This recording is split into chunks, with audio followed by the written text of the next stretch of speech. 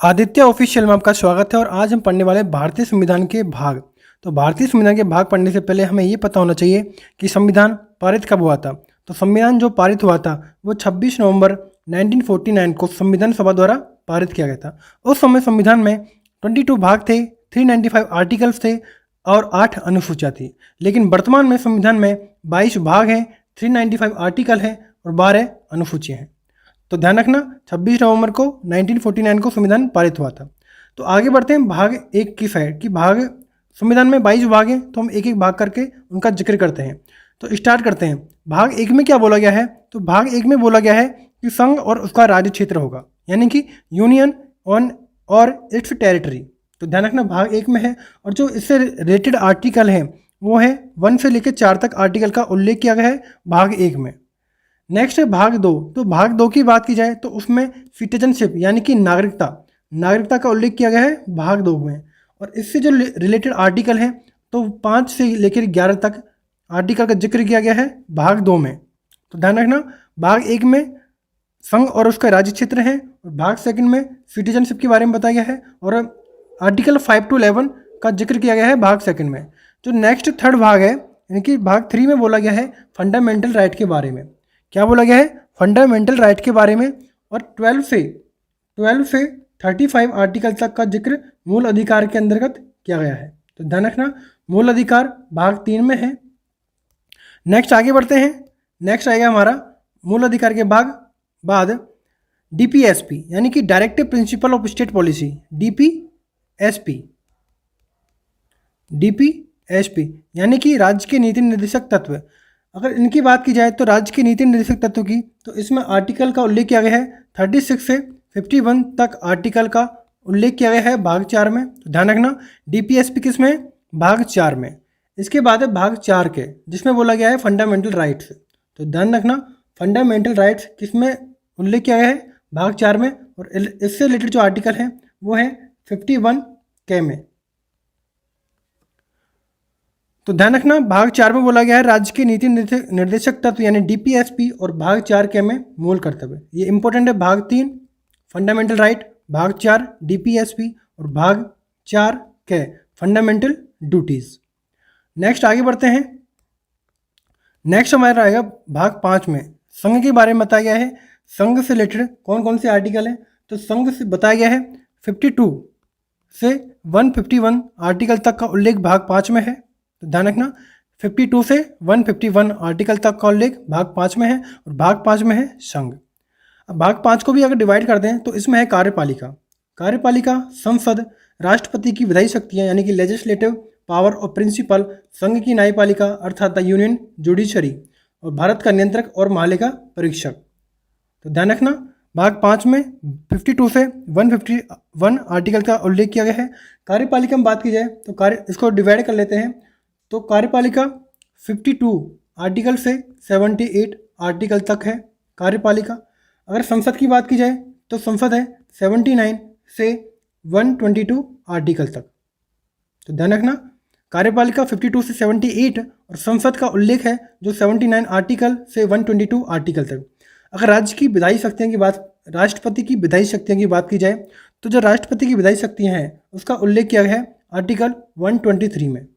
और संघ की न्यायपालिका तो उसका उल्लेख किया गया है आर्टिकल 124 से 147 आर्टिकल तक। इसके बाद है भारत का नियंत्रक एवं महालेखा परीक्षक। अगर इसकी बात की जाए तो 148 से 151 आर्टिकल तक उल्लेख किया गया है CAG यानी कि कंप्ट्रोलर ऑडिटर ऑफ जनरल। इस तरह हमारा भाग 5 और भाग 5 से रिलेटेड आर्टिकल कंप्लीट होते हैं। नेक्स्ट हमारा भाग 6। तो भाग 6 में बताया गया है राज्य के बारे में। भाग 5 में संघ के बारे में और भाग 6 में राज्य के बारे में बताया गया है। तो भाग 6 में अगर बात की जाए तो इससे रिलेटेड आर्टिकल कौन से हैं? तो इसमें उल्लेख किया गया है आर्टिकल 152 से आर्टिकल 237। आर्टिकल 152 से आर्टिकल 237। अगर इसको भी डिवाइड कर दें हम भाग 6 में राज्य में तो इसमें आता है साधारण यानी कि जनरल, कार्यपालिका, इसके बाद राज्य विधानमंडल, राज्यपाल की विधायी शक्ति, उसमें भाग 5 में राष्ट्रपति की थी। इसमें राज्यों के उच्च न्यायालय, अधीनस्थ न्यायालय। अगर जनरल में बात की जाए तो 152 में आर्टिकल 152 में उल्लेख किया गया है। कार्यपालिका यानी कि एग्जीक्यूटिव का जो उल्लेख किया गया है वो किया गया है 153 से 167 आर्टिकल तक।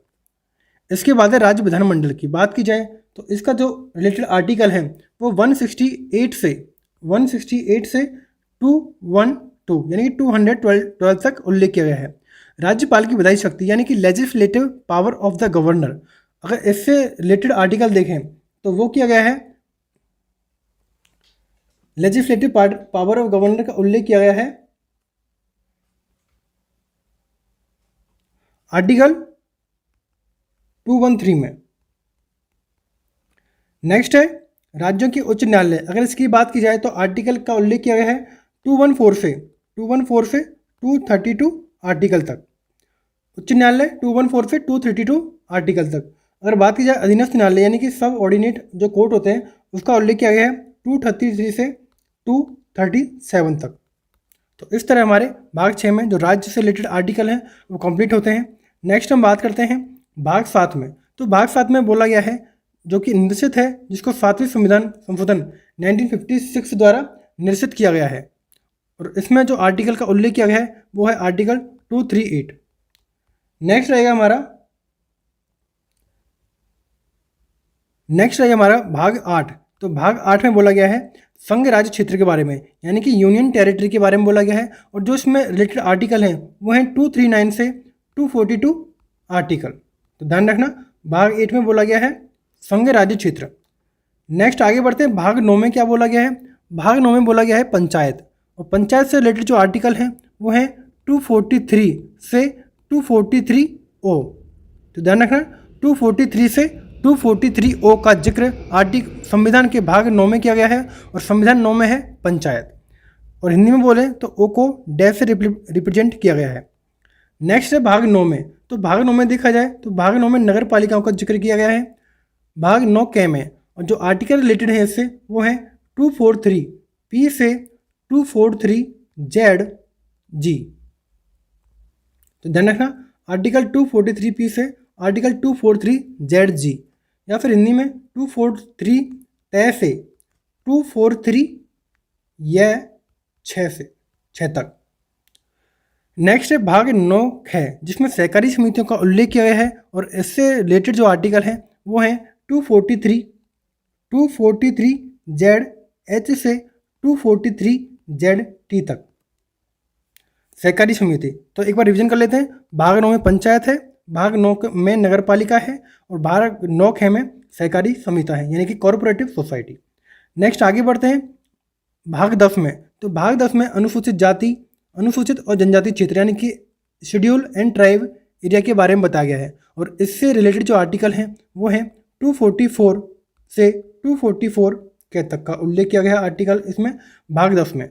नेक्स्ट है भाग 11। तो संघ और राज्यों के बीच संबंध का उल्लेख किया गया है, और इसमें relation between the union and the states. इसमें जो आर्टिकल रिलेटेड हैं वो कितने हैं, तो वो हैं 245 से 263 आर्टिकल।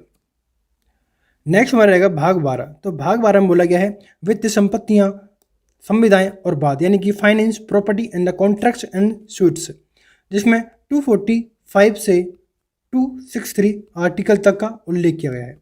नेक्स्ट हमारा रहेगा भाग 13 भारत के राज्य क्षेत्र के भीतर व्यापार, वाणिज्य और समागम यानी कि trade, commerce and intercourse with in the territory of India. अगर इसमें आर्टिकल की बात की जाए तो आर्टिकल 301 से 307 तक का उल्लेख किया गया है।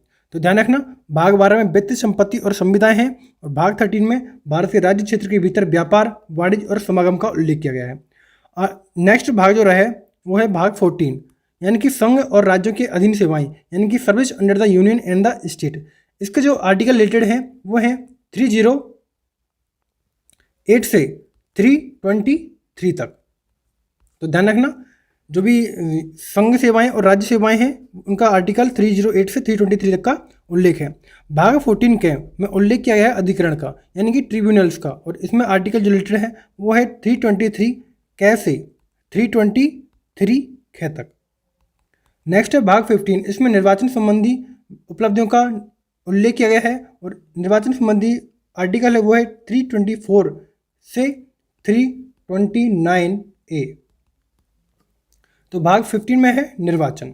नेक्स्ट आगे बढ़ते हैं। भाग 16 में बोलता है कि कुछ वर्गों के संबंध में विशेष उपबंध अर्थात स्पेशल प्रोविजनल का उल्लेख किया गया है, यानी कि आर्टिकल 330 से 342 तक है कुछ वर्गों के संबंध में विशेष उपबंध। भाग 17 कहता है कि राज्य भाषा यानी कि ऑफिशियल लैंग्वेज, और ऑफिशियल लैंग्वेज से जो आर्टिकल है वो है 343 से 351 आर्टिकल। तो ध्यान रखना 343 में है राज्य की राजभाषा।